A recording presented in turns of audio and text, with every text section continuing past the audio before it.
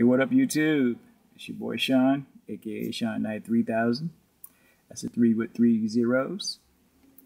Symbiotic. Anyway, it is Thursday morning, 8:07 a.m. here in the city beautiful. Although today, came outside and got a little bit of a surprise. Got up this morning and watched the morning news, WGN, and it was supposed to be, the thing is still loading. Anyway, it's supposed to have been a cloudy day, but no rain was in the forecast. And even though technically it's not raining, it's misting enough so that you still have to use your windshield wipers. And when you sort of hear that it's not going to rain at all today, you kind of put that in your mindset. And then, once again, sometimes when it hasn't been on for a couple of days, so now it's kind of tapping into the internet and everything's kind of upgrading.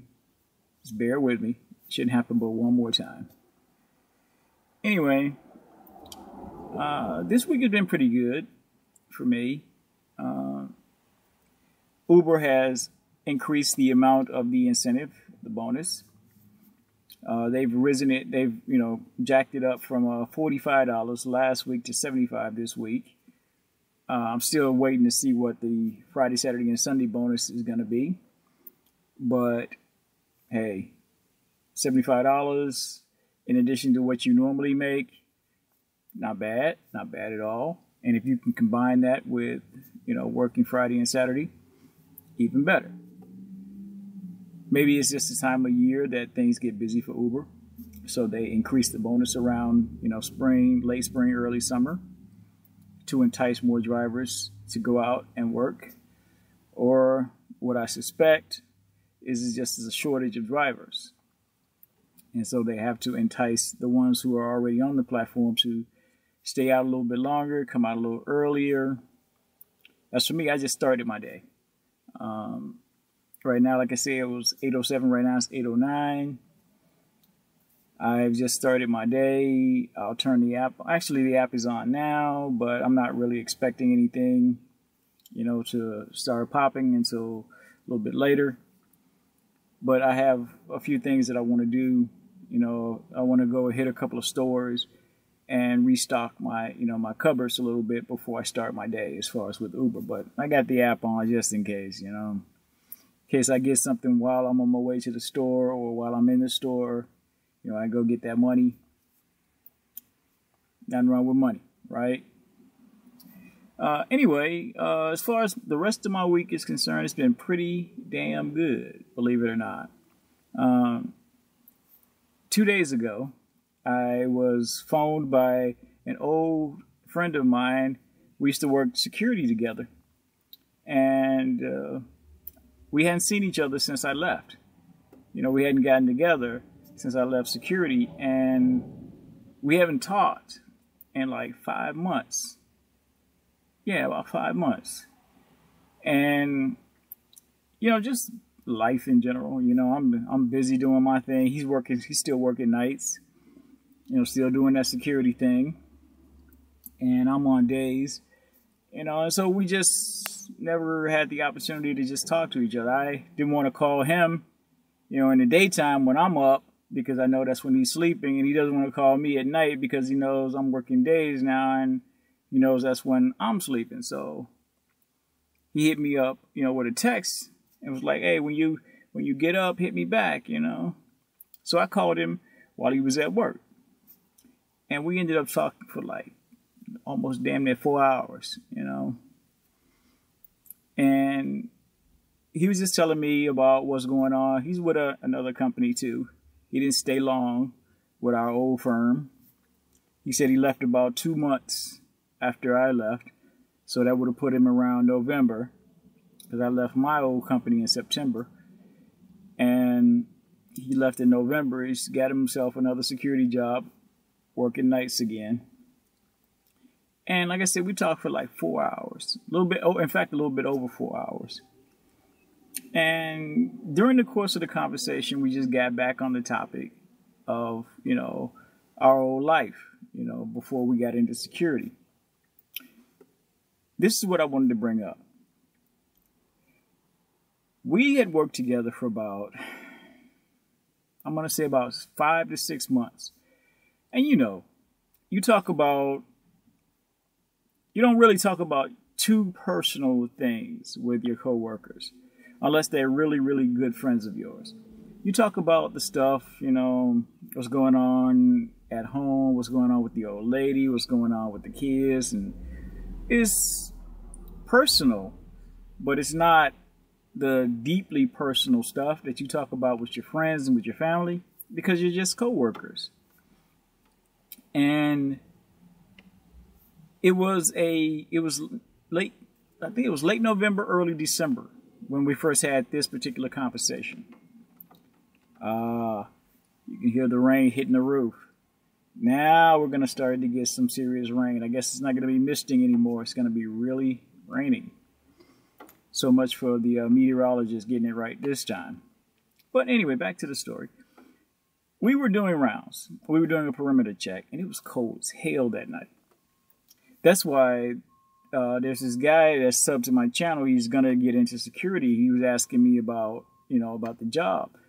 And one of the things I was telling him is, you're not always going to be in a inside building. You're not going to be in a structure where there's heat and light and toilets and all this other stuff.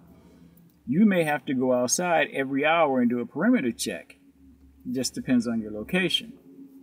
You have to prepare yourself for that. You have to dress for that. Good thermals. Buy them when it's summertime. They're at their cheapest. They're harder to find in the summertime than they are in the wintertime, but they're at their cheapest right about now. It's kind of like if you're going to buy a box fan, you know, the box fans that blow air, the best time to get it is in the wintertime. They're cheaper. They're easier to find. You know, you go to a hardware store, you go to someplace like Walmart or Target, they might be in the back, they might be in storage, but they're still there. And they're cheaper than they're going to be in the summertime when the demand is high.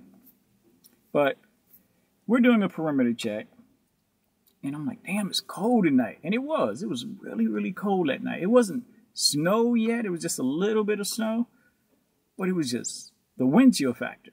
It was just bone cold. It was one of those nights that hurts your body. It was so cold. And he was like, damn, it feels, you know, this is taking me back to 71 when I was out looking for this bitch Beatrice. And I'm like, and that was the first time he had ever mentioned, you know, another woman. I mean, I knew about his wife. I knew that she had been very sick for a very long time. And I knew about the 2 chicks that he had on the side. Because I used to always get on him about that. Like, man, your wife is sick. She's been with you through thick and thin, man. You got these 2 bras on the side. He's like, hey, I got needs. You know, man has needs. You know, my wife can't fulfill those needs because she's sick. And that's the way he just put it. You know, and that was the end of the conversation. But then he mentioned this chick Beatrice in 1971. I'm like, damn, 71. And I'm looking over at dude like, how the fuck old are you? See, that's the thing about us black people. Sometimes, you know, people age and you can look at them and you can see like, damn, man, you must be about 80 years old. And they're like 40, you know. But you look at some people, especially some black people, and they don't look their true age. So I'm like, damn, 71. Man, I was like, I think I was just basically getting up and walking at that point. And so, you know, we were talking, I was like, you know, Beatrice, was that your girl back in the day? He's like, no. Beatrice had been out selling that. No, Beatrice had been out selling her ass for about, you know, 2 or 3 days straight. And nobody's seen this hoe since then. And I'm like, what the fuck? And then, click, click, it finally clicked in, you know, like, okay, maybe Beatrice was a hoe. You know, she out selling her ass. 2 + 2 still equals 4, right?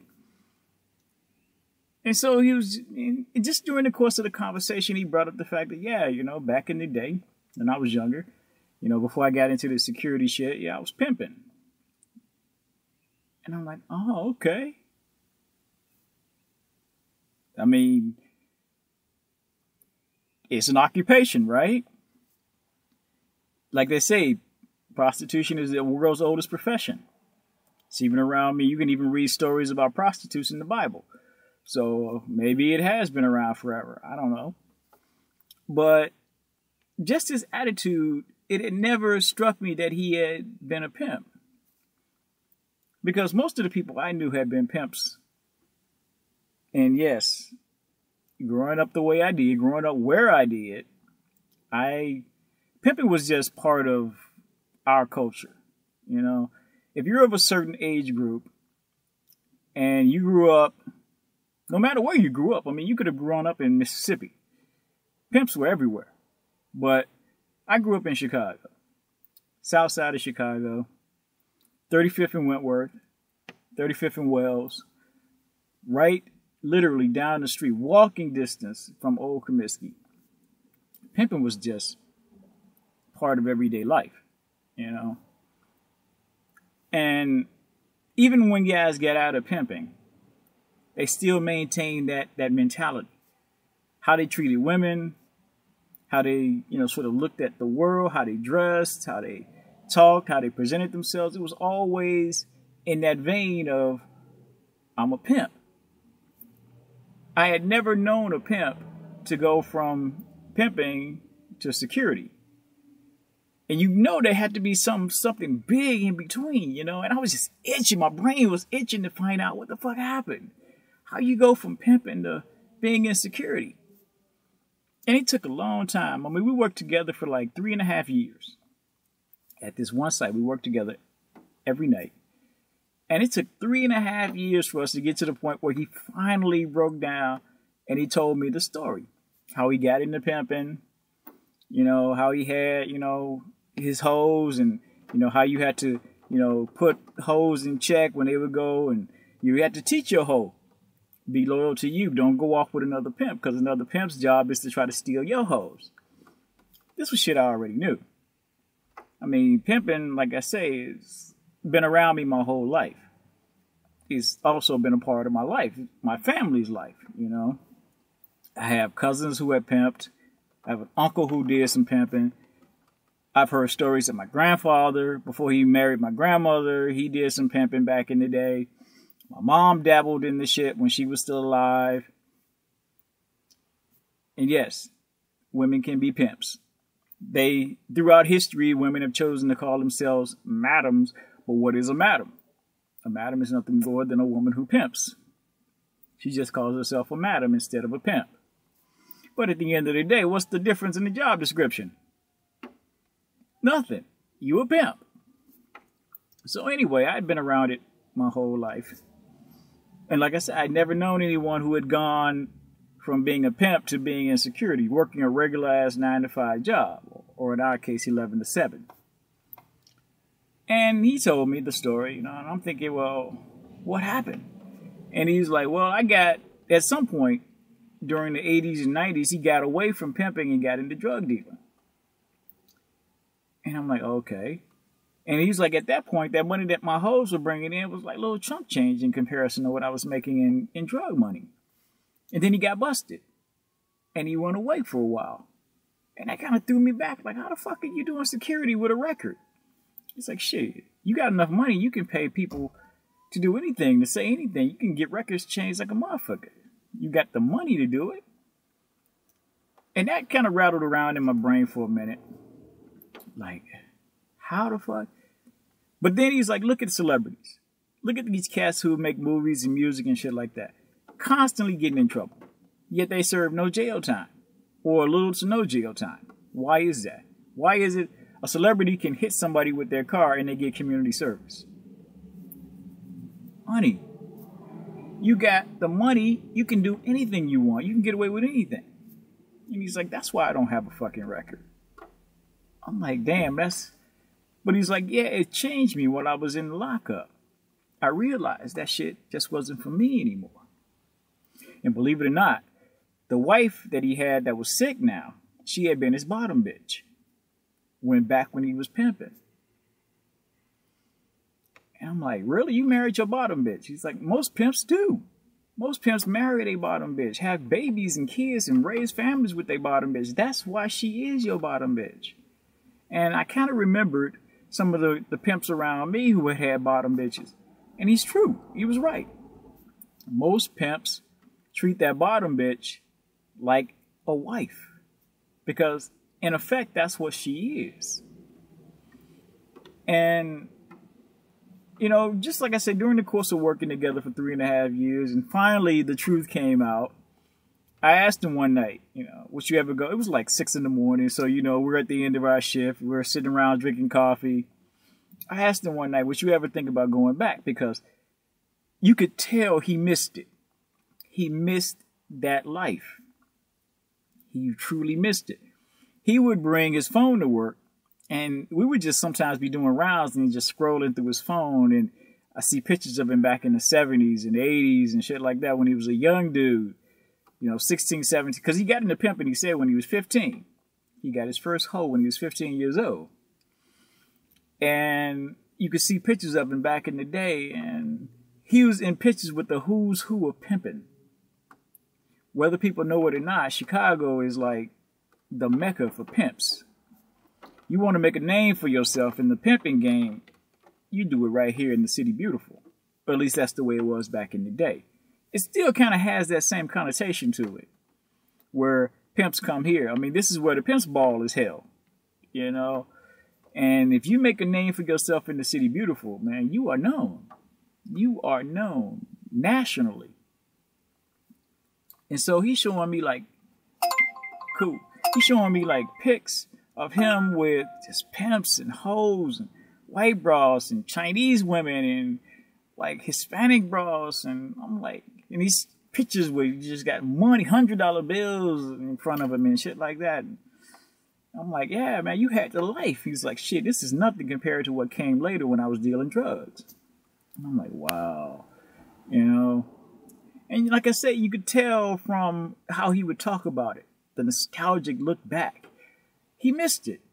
And so one night I just asked him, would you, like I said, it was about 6 in the morning. So we tired, you know, ready to go home. And I asked him, would you ever go back to pimping? He's like, nah, it's changed too damn much.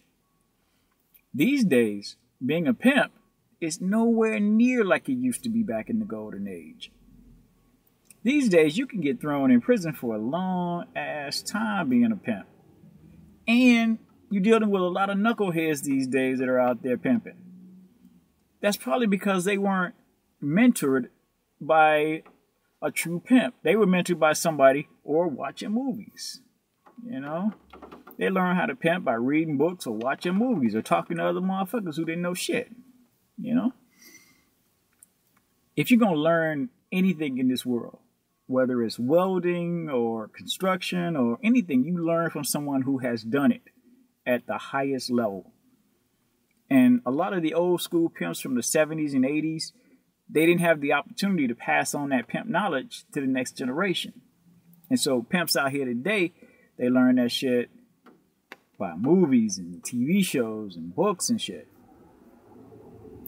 That's why you see a lot of pimps these days quick go upside a woman's head. The one thing I personally know about pimping is about the mental.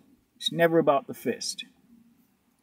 And too many of these young cats out here today, they want to ball up their fists and beat the shit out of a woman for everything.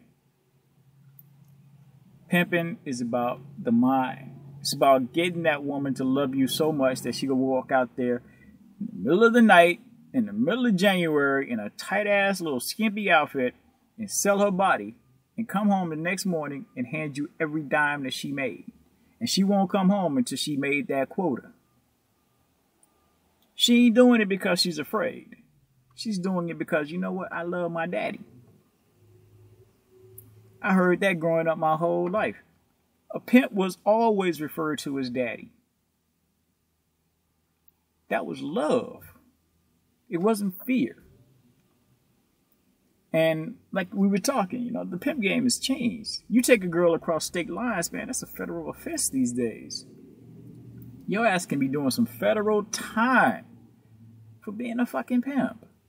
You can do 20 years in a state penitentiary or a federal penitentiary for pimping. It ain't the same. I don't know if that was going to be the gist of my video today, but I just wanted to bring that up there and just talk about that. And,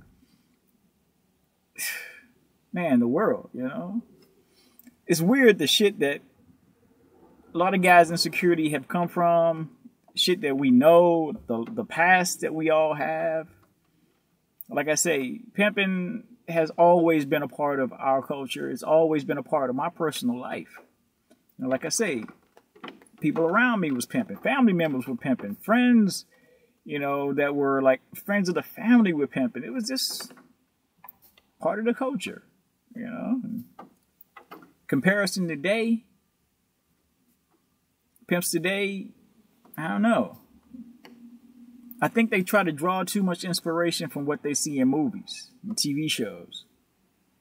They didn't get it firsthand, you know. Anyway, I know this video doesn't make any fucking sense. I had no idea where I was going to go with it. Like I said, I got in contact with a friend that I hadn't heard from in months. And just talking, it took me back to when we first had that conversation. Anyway, I'm going to go get this order. You guys stay safe. Take care of each other. Take care of yourselves. And watch out for each other out there, all right? As it heats up, shit is happening. Some chick got shot yesterday over road rage. Yes. So you guys be safe out there, all right? If somebody want to run past you, let them. Take a deep breath, calm your ass down. Ain't no need to chase nobody. Ain't no need to be playing car tag. Stay safe. Like I said, chick yesterday, rolling with her teenage son. Doing nothing wrong. White chick.